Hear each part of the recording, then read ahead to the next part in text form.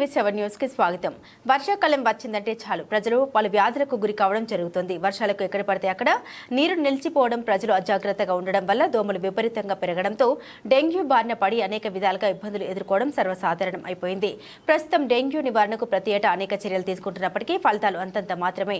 ఏది ఏమైనప్పటికీ ప్రజలు డెంగ్యూ నివారణకు ఎప్పటికప్పుడు ప్రత్యేక శ్రద్ధలు తీసుకోక తప్పదు.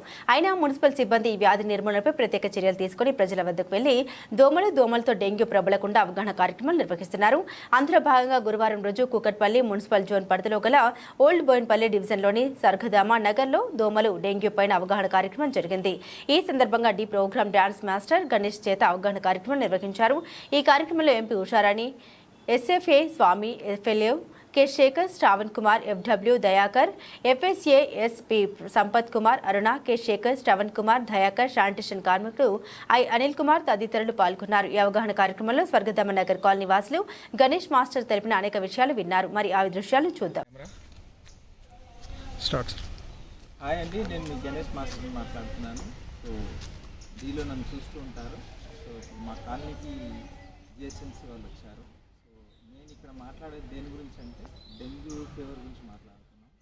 ఎందుకంటే ఇప్పుడు ఈ వర్షాలు వస్తున్నాయి కాబట్టి దాన్ని ఎట్లా నిర్మూలించవచ్చు, హాస్పిటల్కి వెళ్దామా, హాస్పిటల్ వెళ్ళకుండా దాన్ని ఎట్లా నిర్మూలించవచ్చు అనేది ఇప్పుడు చెప్పబోతున్నాను నేను. ఎందుకంటే ఇప్పుడు మనము ఈ స్టోరేజ్ వాటర్ ఉంటుంది కదండి, రెయిన్ వాటర్, ఇవన్నీ కూడా మనం తీసి ఎప్పటికప్పుడు వాటర్ తీసేస్తూ ఉండాలి. ఎప్పుడైతే మనం స్టోర్ చేస్తామో అక్కడ మనకు తోక ఏంటంటే ఎగ్స్ లాస్ ఇది తోక పురుగు రెడీ అవుతుంది. ఫస్ట్ మనకి ఇదేమో ఎగ్స్ పెడుతుంది, ఎగ్స్ నుంచి మళ్ళీ తోక పురుగు అవుతుందండి. మనకు తెలుస్తుందంట, తెలుస్తాయి కూడా కొన్ని దాంట్లో, దీంట్లో తెలుస్తాయి కూడా సన్నగా తోక పురుగులు ఉంటాయి, తెలుస్తుంది.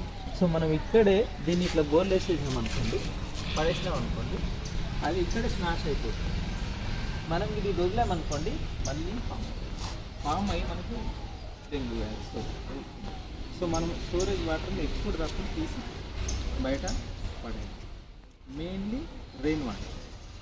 మనం ఏం చేస్తామంటే దీన్ని సాంతికి దీనికి యూజ్ చేద్దాం అనుకుంటాం, కానీ అది యూజ్ చేసే ముందే అన్నీ జరిగిపోతాయి. ఎందుకంటే హాస్పిటల్లో చాలా డబ్బులు లాగుతుంది డెంగ్యూ వ్యాధి వల్ల. సో అలా మనం హాస్పిటల్కి పోయి తగ్గించుకునే బదులు అస్సలు రాకుండా చూడాలంటే ఇవన్నీ చేయాలి. క్లీనింగ్ అంతా ఉంటే చాలు. ఈ క్లీనింగ్ గిట్ట మనం చేసామంటే డెంగ్యూ మన జోలికి కూడా రాదు. Okay, thank you very much Andy. I understand after the picture I am pleasure to tell these things. So namaste madam. So please